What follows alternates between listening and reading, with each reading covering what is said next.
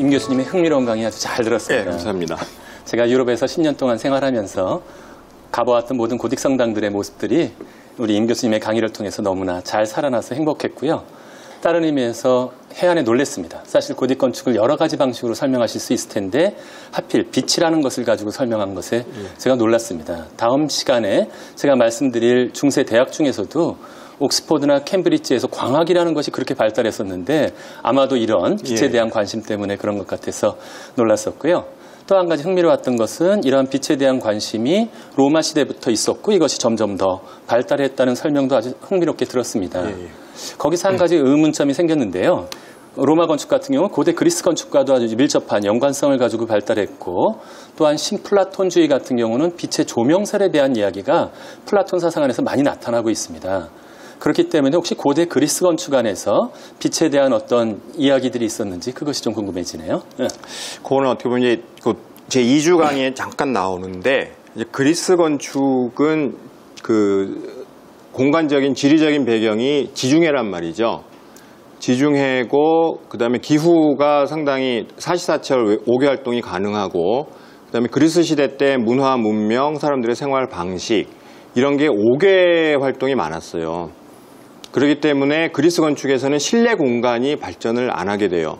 실내 공간을 발전이 안 하게 되는데 그럼에도 불구하고 그리스 건축을 지은 장인들이 그 빛에 대해서 굉장히 고민을 한 부분이 있는데 뭐냐면은 그리스 신전을 보면은 우리가 열주라 그래서 기둥이 쫙 있단 말이죠. 기둥 사이사이는 빈 공간이에요. 그래서 기둥이 쫙 있게 되는데 그 기둥을 그게 다 대리석이죠. 대리석인데 이렇게 각도를 이렇게 잘 틀어서 보면은 기둥과 기둥 사이에 간격 빈 공간이 그 지워지고 기둥만 일렬로 쓸 수 있는 장면이 나오게 돼요. 네. 근데 지중해 기후는 맑고 밝고 그죠? 스모그 이런 게 없어요. 네. 그래서 빛이 아주 좋단 말이죠. 그래서 그 대리석 돌덩어리에 지중해의 밝은 빛이 반사되면서 나오면서 그게 마치 뭐처럼 느껴지냐면은 카튼. 그래서 이미 그리스 시대 때부터 이 건축 장인들이 빛이라는 거를 적어도 건축에서는 돌이라고 하는 물질을 건축에서는 물질 그 자체로 표현하지 않고 빛의 작용이라고 하는 비물질적인 거, 탈물질적인 걸로 표현하려고 하는 고민들이 충분히 있었단 말이죠. 그러니까 이 어떤 실내 공간에서 이렇게 뭐 초점이라든가 고딕 성당처럼 실내 공간에 높은 천장에서 들어오는 빛 이런 개념은 그리스 시대 때 없었지만 네. 빛이라는 거는 건축에서는 사실 빠질 수가 없는 거죠. 네.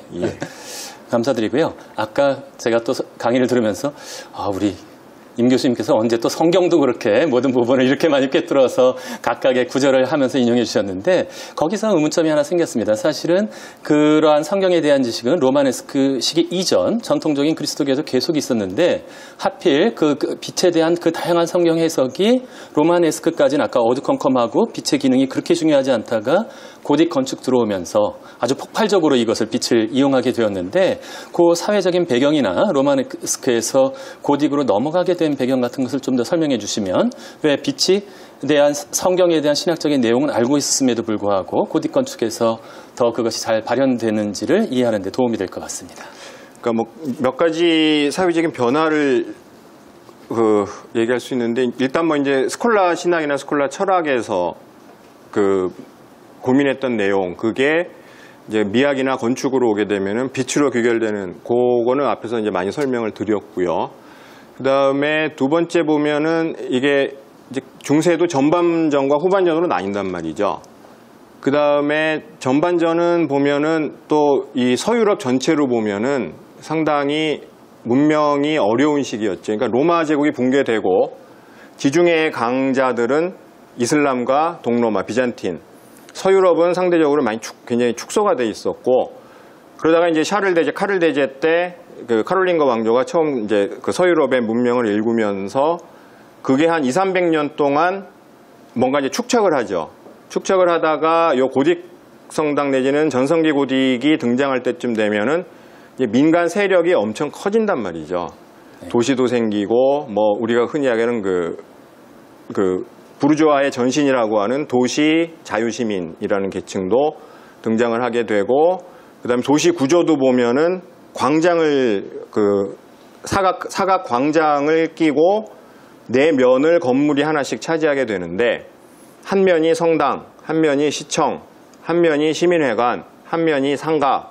이 네 개가 결국 중세를 이끌어간 4대 세력이란 말이죠.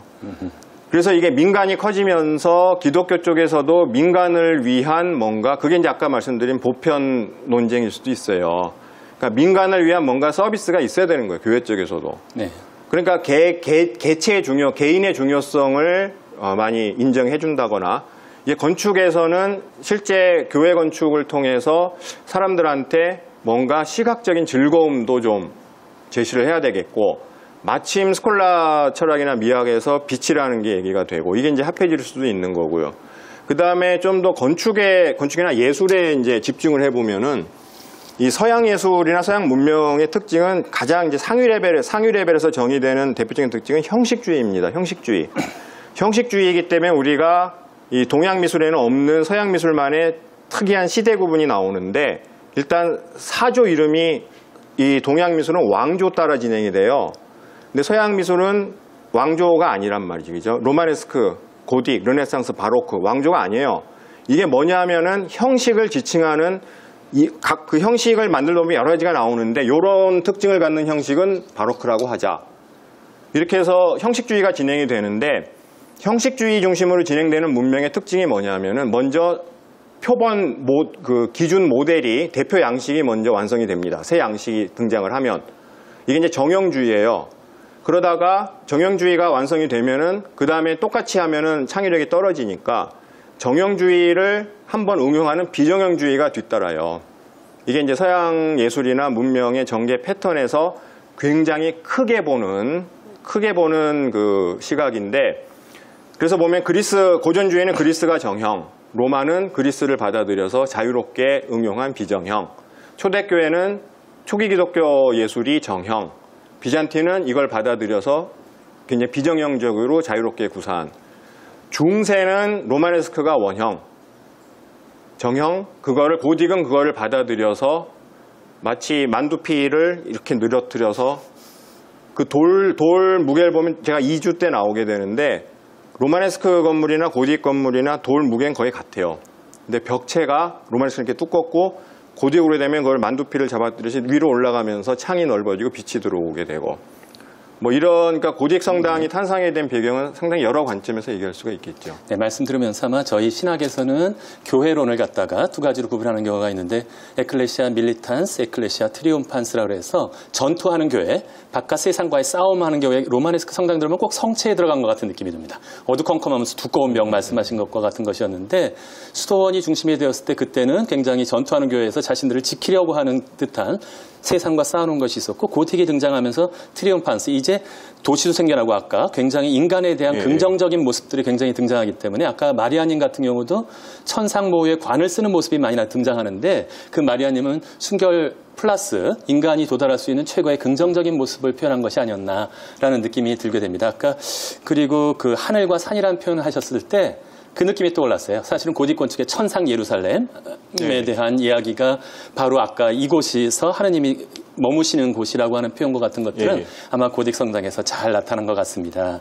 제가 지난 시간에 강의를 시작하면서 우리 중세에 대한 편견이나 선입관, 오해에 대한 이야기들을 가지고 시작했었는데, 아까 우리 교수님께서 말씀하시면서 그게 떠올랐어요. 우리 한국의 교회 건축들은 빛에 대해서 그다지 이렇게 중요성을 잘 두지 않는다. 혹시 건축하시는 분들도 뭐 편견이나 선입관 그런 것들에 부딪히시는 경우가 있나요? 개인적으로? 그러니까 어떤 편견? 그러니까 건축가로서 건축을 해나가시면서, 그러니까 건축가들은 이래야 한다라든지 그런 어떤 생각들 때문에 가지고 계신 일단 그런 어려움을 겪으신 적이 있는지. 교회는 예를 들어서 개신교는 개신교 신자한테 많이 맡기려고 그러고, 건축가 중에도 개신교 신자들이 많잖아요. 네. 카톨릭은 건축가 중에 카톨릭 신자한테 많이 맡기려고 그러고, 뭐 그런 거는 있는데, 제가 건축가들하고 얘기를 해보면은 빛에 대한, 그러니까 교회 건축은 빛이 중요하다는 인식을 하는 분이 그렇게 많지가 않아요. 그러니까 그거는 아무래도 기독교가 이제 서방에서 들어온 종교이기 때문에 그 서양 문명 전반에 대한 건축가들의 이해가 좀 부족한 데서 온 게 아닌가 하는 그런 생각을 들고. 근데 우리나라에도 빛을 잘 다룬 교회들이 있긴 한데 굉장히 소수죠. 소수고, 뭐, 최근에 여러 가지 추한 논쟁을 해서 이제 뭐 크게만 지으려 한다거나, 네. 부동산적으로만 본다거나, 이런 거는 아무래도 그 기독교 기본 내용에 대한 이해들이 조금 부족한 데서 오는 게 아닌가. 그리고 일반인들하고 얘기를 해봐도, 뭐, 캐톨릭 신자건 개신교 신자건 간에 교회 건축에서 빛이 중요하다라는 인식은 사람들이 못해요. 제가 이렇게 던져보거든요, 질문을. 네. 근데 서양 사람들이 교회 건축에서 빛이 중요하다라고 인식하는 거에 비해서 일반인들, 그러니까 건축주 쪽에서 수요가 없으니까 건축가는 대응을 못하는 걸 수도 있겠죠. 네. 아주 흥미로운 내용 잘 들었습니다. 아까 사상적인 어떤 그 관심이 이제 기술로 넘어가는 부분이 아마 두 번째 강의를 차지하게 될 것 같은데요. 제가 가지고 있었던 파편화된 그 고딕 성당에 대한 인식이 우리 임 교수님의 강의를 통해서 아주 제대로 빛이 들어온 것 같습니다. 감사드리고 다음 강의 기대하겠습니다. 감사합니다. 감사합니다.